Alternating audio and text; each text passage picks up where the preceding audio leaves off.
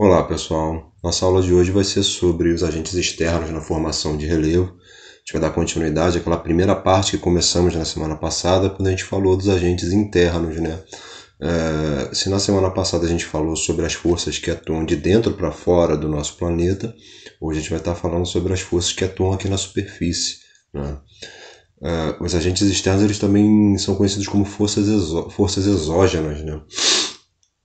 E eles são agentes que provocam alterações físico-químicas na superfície terrestre, em função aí da interação entre a litosfera, a atmosfera e a hidrosfera. E existe uma forte interdependência entre essas três esferas, junto com a biosfera, que seria a quarta delas, a nossa esfera. Mas hoje a gente vai estar focado aí em observar como que isso provoca alterações na litosfera. Essas forças elas desencadeiam três processos principais que vão ser o objeto de estudo da nossa aula, né? Os três processos que dão resultado aí às formas de relevo que a gente conhece na atualidade, né? Ou como elas são compreendidas na atualidade. O primeiro desses processos é o intemperismo, né? Que corresponde a uma desintegração, né? E uma decomposição de uma rocha. Quando uma rocha se desintegra ou se decompõe, está ocorrendo um intemperismo, né? E isso dá origem a sedimentos e também ao solo, né? O segundo processo, né, que vai ser importante, vai ser a erosão. Aliás, talvez esse seja o mais conhecido de todos, né? A erosão consiste aí num desgaste da rocha e do solo, né? Que provoca aí a retirada e transporte do sedimento, né? A gente vai estudar as forças aí que provocam esse desgaste, a retirada e o transporte dos sedimentos do solo e das rochas também. E por fim, a sedimentação, que é o final do processo, né? A deposição de sedimentos, dando origem aos solos a jusante, ou seja, na parte de baixo. Os sedimentos são retirados na parte de cima do relevo por conta da erosão e são depositados nas áreas mais baixas, né? Formando aí solos, né? Junto com o intemperismo também um agente formador aí de solo, e também atua na formação de rochas sedimentares.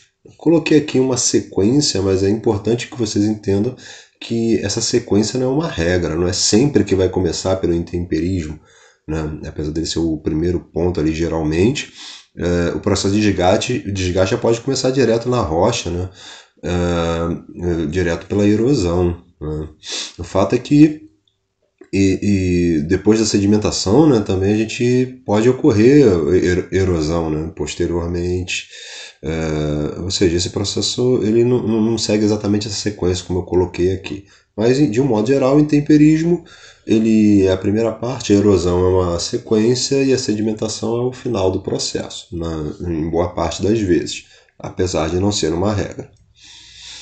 Falando do intemperismo, é um conjunto de processos aí que provoca a desintegração e a decomposição das rochas na superfície terrestre. Ou seja, quando a gente está provocando ali a desagregação da rocha, é importante que vocês entendam que uma rocha ela é composta por vários minerais diferentes que são ali aglomerados, né? E quando você desagrega essa rocha, você quebra ela, você separa esses minerais, seja por um processo físico, seja por um processo químico ou um processo biológico, está ocorrendo o intemperismo, né? Existe uma série de forças aí que vão atuar para promover a desintegração e a decomposição das rochas. Normalmente dividimos o intemperismo em três tipos, né? Existe um intemperismo físico, um intemperismo químico e um intemperismo biológico, né? Falando primeiramente sobre o físico, ele é marcado pela desagregação da rocha, ou seja, a desintegração dela. Aquele conglomerado vai se tornando pequenos fragmentos até se tornar grãos, né? Que a gente chama de sedimentos. Por meio de um processo físico, né? Obviamente é um processo mecânico que provoca essa desagregação. A gente tem duas maneiras principais de ocorrer aí o intemperismo físico. Primeiro é por conta da variação de temperatura, né? especialmente em áreas desérticas, onde a gente tem uma grande variação de temperatura, né? A gente vai estudar melhor isso mais para frente com cuidado, mas existem algumas áreas que têm uma grande amplitude térmica. Faz muito calor de dia e à noite faz mais frio, né? Quando a rocha é exposta ao calor, a tendência é que os minerais dela expandam, né? Eles dilatem, como qualquer material, né? Só que lembra que cada mineral ele vai dilatar de uma forma diferente, né? Ele não vai crescer da mesma forma que os minerais que estão incorporados a eles ali. Então essa diferença vai fazer com que os minerais vão se soltando aos poucos, né? Quando a temperatura cai, ao invés de dilatar, ocorre uma compressão aí dentro da rocha, né? Aqueles materiais ficam comprimidos. E, novamente, eles não vão se comprimir, não vão diminuir de tamanho da mesma forma, né? Essa diferença é que vai provocar a desagregação, né? Vai aparecer uma rachadura, vai acabar se desprendendo uma rocha, um pedaço da rocha, né? E esse pedaço da rocha também vai sofrer com o intemperismo físico com o passar do tempo. É o que está acontecendo mais ou menos aí com essa rocha nesse exemplo que eu coloquei aqui no slide, né?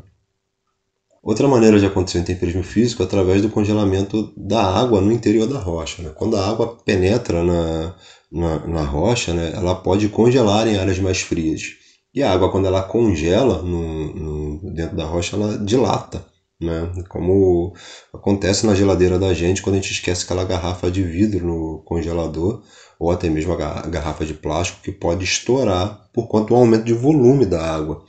Isso acontecendo dentro da rocha também vai provocar a desagregação dela, também é considerado intemperismo físico. O intemperismo químico ocorre quando há uma alteração da estrutura química da rocha ou do sedimento, né? Esse fator ele vai estar muito ligado à presença de água no ambiente, né? Então, a água ela vai ser o principal agente aí do intemperismo químico, né? Ela vai quebrar a estrutura química da rocha. Então, é importante você entender que o intemperismo químico ele vai estar muito presente em áreas muito úmidas, né? Onde chove bastante, né? E áreas onde tem muita vegetação, evidentemente. A gente tem um exemplo aqui no slide do intemperismo de terrenos ricos em calcário, né? Que acaba formando essas cavernas que a gente consegue observar no desenho aí. No desenho não, na imagem. Esse calcário ele penetra, ele está misturado ao solo, aliás, e quando a água penetra no terreno, ela começa a dissolver esse calcário e começa a carregar para outro lugar, né? Provocando essas fraturas que aparecem aí, né? E até mesmo ajudando a formar as estalactites e as estalagnites, que são aquelas estacas que aparecem no interior de cavernas, né? Formada basicamente pela movimentação do calcário, conforme eu expliquei agora. Então a gente basicamente associa o intemperismo químico à presença da água alterando a estrutura química da rocha, promovendo aí uma decomposição da rocha com o passar do tempo. O intemperismo biológico, né, ele é muito contestado, né? Não estranhe se vocês pegarem um livro de geografia que ignore aí a presença do intemperismo biológico,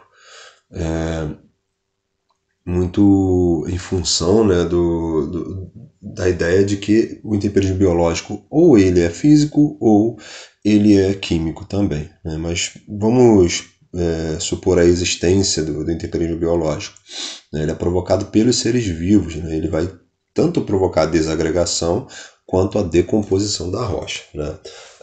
Isso acontece principalmente pela atuação das raízes das plantas. Então, quando você observa, como está na imagem aí, a raiz da planta penetrando na rocha, provocando ali a quebra dela, a desagregação dela, ocorre aí o intemperismo também. Como eu coloquei, alguns vão dizer que isso é intemperismo físico, né? Mas também pode ser entendido como intemperismo biológico. A gente também tem o intemperismo biológico acontecendo por conta da ação dos animais, né, como as minhocas e formigas, né, que atuam no solo diretamente, né. também pela produção de excrementos de animais que vão ter ali um poder de corrosão e de decomposição das rochas também. Ou seja, sempre que a gente tem ali um ser vivo, seja uma planta, seja um animal, atuando, a gente vai estar percebendo que está ocorrendo o intemperismo biológico. O intemperismo está fortemente ligado à pedogênese, né? À formação do solo. Né?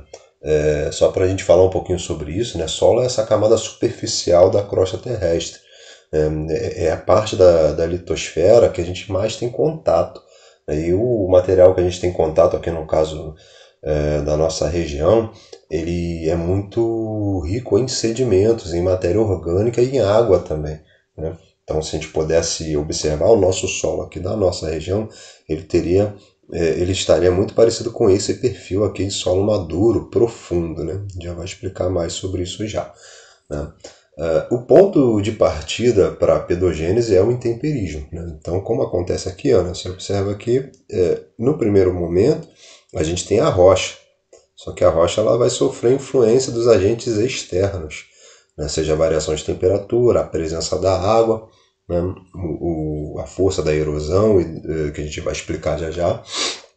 Isso vai fazer com que ocorra uma desagregação e uma decomposição dessa rocha, gerando esses sedimentos aqui que aparecem. Repara que os sedimentos eles têm diferentes tamanhos, né? E esse é um processo muito lento.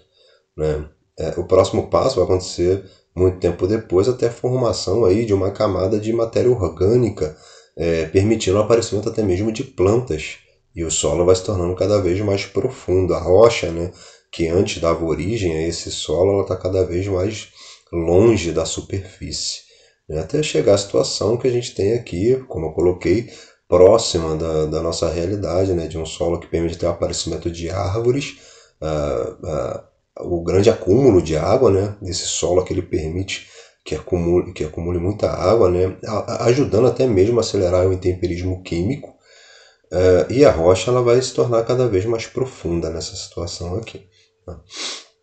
Então o solo ele vai ter diferentes perfis de acordo com o tempo e também com o tipo de clima, né, que existe no lugar. A presença de temperatura alta, variação de temperatura, a presença de pluviosidade, a presença de rios também, né, vai tá influenciando na formação do solo. Né? Mas basicamente o solo ele é resultado aí do intemperismo a princípio. Né? Seja ele químico, físico ou biológico também, como a gente colocou nessa situação aqui. E lembra que isso demora muito tempo para ocorrer. Né? O solo não é formado apenas pelo intemperismo, mas é o ponto de partida. Por que eu estou colocando isso? Imagina que a gente vai falar de sedimentação daqui a pouco. Né? Se forme essa camada aqui, que por algum outro motivo se deposite sedimento em cima dessa camada. Né? Ou seja, a gente vai observar que outras rochas em áreas mais elevadas foram desgastadas e sedimentos foram sendo acumulados aqui. Então a gente vai ter um perfil de solo que originalmente é dessa rocha mesmo e um outro perfil aqui que vai ser originário de outra rocha que esteve em outro lugar, mas foi transportado para cá. Tá? Tudo isso acontecendo junto. Nesse caso que eu coloquei aqui, ele está simplificando, mostrando apenas uma rocha que já existia e foi sendo desgastada com o tempo até chegar nesse perfil que a gente está aqui agora. Mas outros processos podem criar outros perfis de solo em determinado lugar. É o que aconteceu, por exemplo, com a nossa região. Né? A gente tem o intemperismo físico e químico acontecendo, mas também a gente tem a deposição de sedimentos que vieram das serras, né? que circundam a gente aqui. Os climas vão determinar características diferentes para o intemperismo, logo vão criar perfis diferentes de solo. Né? Áreas úmidas geralmente formam solos profundos, pelo predomínio do intemperismo químico. É a nossa situação aqui, como eu coloquei para vocês. E nas áreas mais secas, a gente tem o intemperismo físico predominando, gerando solos mais rasos. Né? Naquela situação ali do slide anterior, as regiões muito secas, né? A gente vai ter pouca presença da água e o solo ele vai demorar mais tempo para se aprofundar, né? E ele não vai chegar, por exemplo, na situação que está esse solo aqui, né? De estar bem profundo, com todas as camadinhas bem formadinhas, tudo direitinho, como está acontecendo aqui. E, geralmente o solo de áreas desérticas ele vai ser raso, né? Você vai cavar poucos metros e já vai chegar na rocha. Isso dificulta até mesmo o acúmulo de água. Ou seja, a gente já tem um clima seco com pouca água e um solo raso, que também vai dificultar o acúmulo de água ali nas camadas mais profundas. Os solos evoluídos possuem várias camadas sobrepostas, denominadas horizontes, né? E a gente tem aqui uma amostra, né, de cada um, né? O horizonte óleo é caracterizado aí pela presença de matéria orgânica, né? Pouco decomposta ainda, né? Ou seja, a gente está falando aí da presença de plantas e restos de seres vivos que morreram há pouco tempo, né? E ainda estão se decompondo, né? O horizonte área já vai ter ali uma elevada atividade biológica, né? Com a presença até mesmo de seres vivos percorrendo a região e também uma riqueza muito grande de matéria orgânica já decomposta, né? E evidentemente a gente tem a presença de minerais ali, né? O horizonte ele vai ser mais claro que o A devido à remoção vertical da argila e de material orgânico, né? Também vai ser depositado para baixo. Já tem o horizonte B, né? Vamos descer mais um pouquinho só para a gente terminar e resumir esse assunto. A gente tem lá no final de tudo a rocha, né? Que deu origem a todo esse solo aí, a não ser que tenha ocorrido uma sedimentação por cima dele, né? Mas essa rocha aqui deu origem a esse material todo que a gente consegue observar nessa imagem aí. Se a gente pudesse cavar, né, o terreno que a gente vive, a gente ia encontrar um perfil parecido com esse daí. Bom, saindo do intemperismo, né, da formação dos solos, a gente vai falar agora de outro processo que é a erosão, né? A erosão é um processo de desgaste da rocha e do solo. Tá? Repara que agora eu já estou considerando a existência da formação do solo. Tanto a rocha quanto o solo podem ser erodidos, né? Isso vai provocar a retirada do material sedimentar, né? Esses sedimentos que são gerados a partir do intemperismo ou até mesmo da erosão. Esses fragmentos de rocha, areia, argila vão ser transportados para outras regiões, né? Coloquei duas imagens aí. A primeira não é uma imagem que, pelo menos para mim, é muito comum, né? Você passar e observar ruas, né? Sim, isso aí ao lado, na foto da esquerda, é uma rua, né? Só que sofreu com a erosão, provavelmente a erosão provocada pela chuva aí, isso meio que provocou esse buraco todo que que vocês podem observar aqui, né? Trafegar aqui é bem complicado. Esses buracos foram sendo criados por conta da ação das chuvas aí. E ao lado a gente tem um GIF, né, de desmoronamento, né, que é provocado pelo enfraquecimento do solo na encosta, né? A chuva vai penetrando, a gente vai contar melhor isso já já, mas a chuva vai penetrando ali, vai enfraquecendo o solo, provocando esse descolamento aí. Ou seja, a erosão é um processo que vai se caracterizar pela retirada dos sedimentos e o transporte para outro lugar, né? Nesse caso aqui, a gente pode observar esses sedimentos que existiam nessa rua foram transportados para uma área mais baixa, né? E se acumulou ali, ocorreu o processo seguinte, que é a sedimentação nessa área mais baixa, né? A mesma coisa a gente pode dizer aqui, né? Ocorre o desmoronamento, e esse material, com o passar do tempo, vai sendo levado para outras áreas mais baixas também. Existem diferentes formas de ocorrer erosão, né? A gente vai falar de algumas delas agora. A primeira delas é a que a gente já estava até discutindo ali antes, que é a erosão pluvial. Tem uma imagem de GIF aí que vai ficar distraindo vocês, né? Vou tentar pedir para vocês, pelo menos a princípio, não ficarem olhando para a imagem agora não, e se atentar aqui para a explicação, tá? Primeiro, a erosão pluvial é aquela provocada pelas chuvas, né? A água da chuva realiza o transporte de sedimentos através do escoamento superficial ou pela infiltração, né? O que está querendo dizer aqui? Ó? Para quando a chuva cai, ela tem dois caminhos para para percorrer. Ou ela vai escoar aqui pela superfície mesmo, né, num processo que a gente chama de escoamento superficial, ou subsuperficial, quando ela acontece aqui bem próximo da superfície mesmo, ou ela vai infiltrar, né, atingindo o lençol aqui. E essa camada impermeável aqui que a gente está colocando provavelmente é uma rocha. O fato é que toda essa água ela vai se encontrar na parte mais baixa aqui, que pode ser, por exemplo, a nascente de um rio, como está colocando nessa situação aqui. O importante que vocês entendam é que a rocha, quando realiza tanto o escoamento superficial quanto a infiltração, ela vai enfraquecendo o solo. Por que ela enfraquece o solo? Porque ela vai carregando com ela os pequenos sedimentos que existem nesse solo aqui. Então vai aumentando os poros, vai enfraquecendo o solo, até que você pode ter como principal consequência um deslizamento de encosta, como aconteceu nessa imagem, como está ocorrendo no GIF aí que vocês estão observando.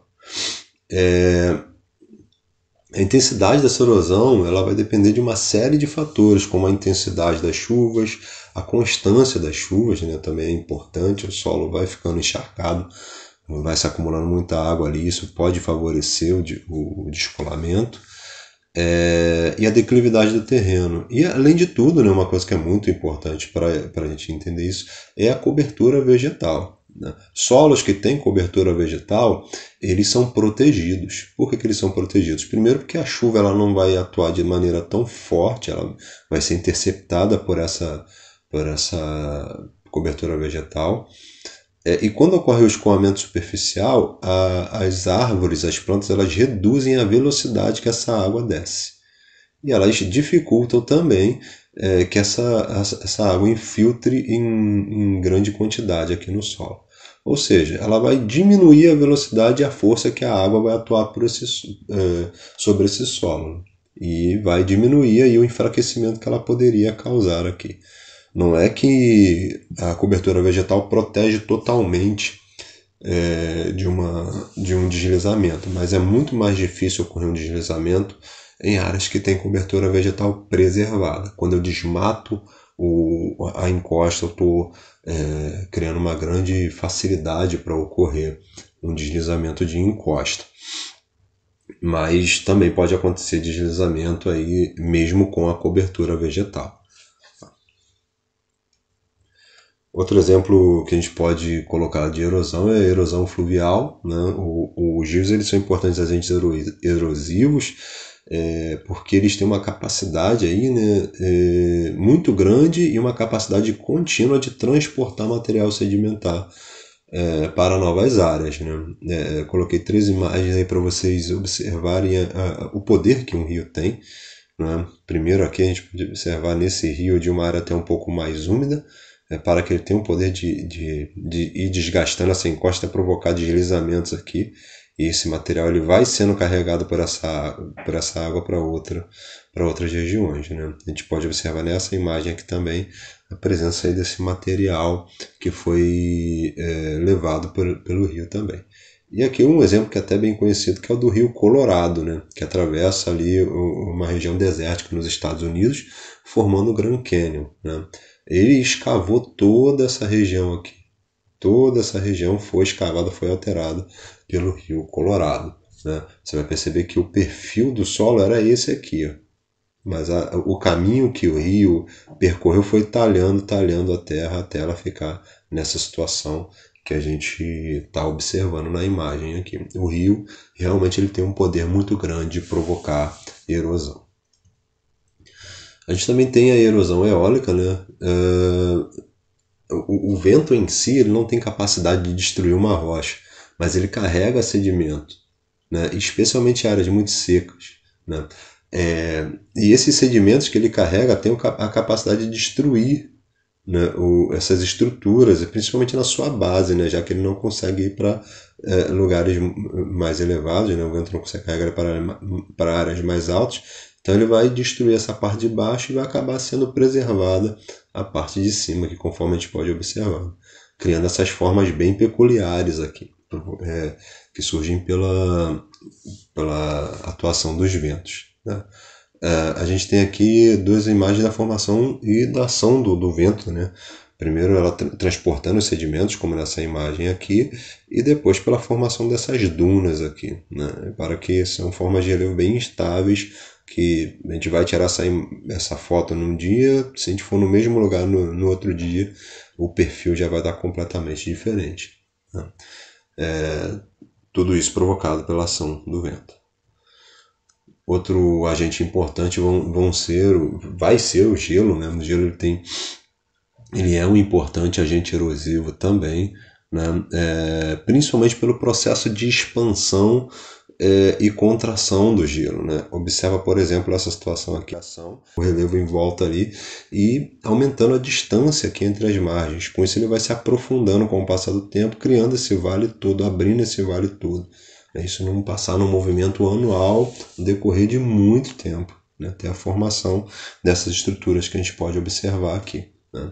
Outra forma também de erosão pelo gelo é através das geleiras, né? As geleiras, ao contrário do que a gente imagina, elas não são estáticas, né? Elas não ficam assim paradinhas, congeladas para sempre, não. A gente tem um movimento, né? Esse gelo que estava aqui em cima, ele vai descer aqui para baixo com o passar do tempo, né? E conforme ele vai descendo, vai provocando um processo de arraste aqui nas margens que também vai provocar erosão dessas formas que a gente observa aqui também. Tá? É uma erosão também muito lenta, que vai ocorrer de maneira muito lenta. E, lógico, tanto a primeira situação quanto a segunda situação, a gente tem um processo de transporte de sedimentos para as áreas mais baixas também. Continuando, a gente tem erosão marinha, né, aquela provocada pelo mar, né? A gente tem algumas estruturas aqui que mostram, por exemplo, o processo de escavação, né, que a água do mar provoca nessa situação aqui, né? A gente tem o fato dessas estruturas elas serem enfraquecidas e ocorrerem desmoronamentos o tempo todo, como é o caso aqui das falésias, né? Tanto aqui na imagem de cima quanto no GIF a gente tem a formação da falésia, né? Eu coloquei o GIF para você ver a onda batendo aí na falésia e você observar que a gente tem a quebra dessa parte de baixo, né? Então meio que vai cavando um buraco aqui na parte de baixo até que a parte de cima desmorone por cima dela, formando esse paredão que vocês podem observar aí, né? Tanto na primeira quanto na segunda imagem aí. A onda do mar ela tem um poder de destruição muito forte, atua muito forte no litoral dos países aí. E por fim a gente tem a erosão acelerada, né? A erosão acelerada ela ganha esse nome porque diferentemente das outras formas de erosão, a erosão acelerada ela acontece de uma maneira muito rápida, né? Porque a gente está falando aqui da ação do homem, né? A ação do homem é muito mais destrutiva do que a ação da natureza, se a gente for comparar considerar, né, o tempo, né, de transformação, né?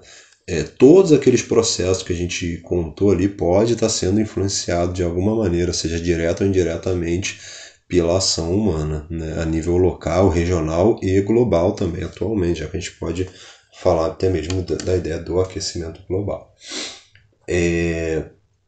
O homem, numa série de iniciativas, tem provocado contínuas alterações no ambiente que favorecem a erosão, né, e o desgaste do solo. Isso gera alguns prejuízos, até mesmo materiais e econômicos para os próprios seres humanos, né? O processo que a gente tem que destacar primeiramente é o desmatamento. Como a gente colocou, o desmatamento ele vai provocar uma desproteção das encostas, ele vai favorecer que esse sedimento seja levado para outras regiões, né? Ele vai favorecer até mesmo o enfraquecimento do solo em áreas urbanas aqui, né?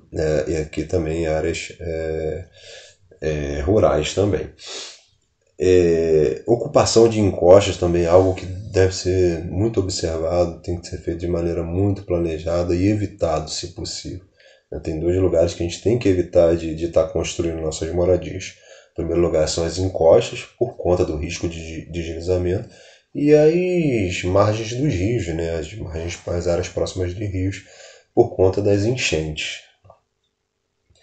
Outro fator que vai desencadear aí também a erosão acelerada vão ser as técnicas inadequadas de agricultura e pecuária, né? Ou seja, a gente também pode estar provocando aí uma aceleração do processo de erosão, principalmente também em função do desmatamento, né? Que tem uma forte ligação, infelizmente, com a prática da agricultura e da pecuária no Brasil. Em outra situação que a gente tem também, a mineração, né? Como você pode observar aqui, a quantidade dessa montanha que a gente já conseguiu destruir, cara. Isso é algo realmente muito impressionante. O quanto que a gente conseguiu alterar todo o relevo aqui, ele estava aqui, ó, retinho, bonitinho, né? Quem provocou todas as alterações que a gente pode observar aí foi o homem para praticar a mineração em busca de alguns minérios importantes, como ouro, ferro, entre outros. Aí, tá?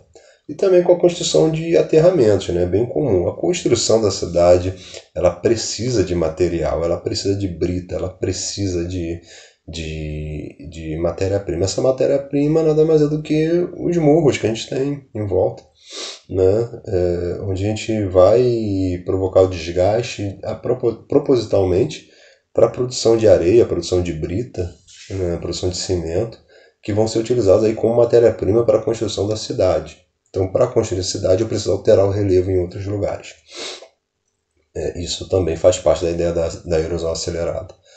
Muitas áreas do Rio de Janeiro, áreas litorâneas do Rio de Janeiro, da cidade do Rio de Janeiro, foram aterradas também por sedimentos trazidos de outras regiões ali para promover uma ocupação. E por fim, eu não fiz nenhum slide sobre isso, né, porque eu não vejo tanta necessidade. O último processo seria a sedimentação, né? Como a gente colocou lá no início, sedimentação é a deposição de sedimentos, né? Esses sedimentos que foram retirados aqui por todos esses processos erosivos que a gente contou, vão ser depositados em áreas mais baixas. Essas áreas mais baixas, elas vão ser ricas, então, de sedimentos, nutrientes e outros elementos trazidos pelos processos erosivos de outras regiões. Beleza, pessoal? Por enquanto é só isso. Até a semana que vem.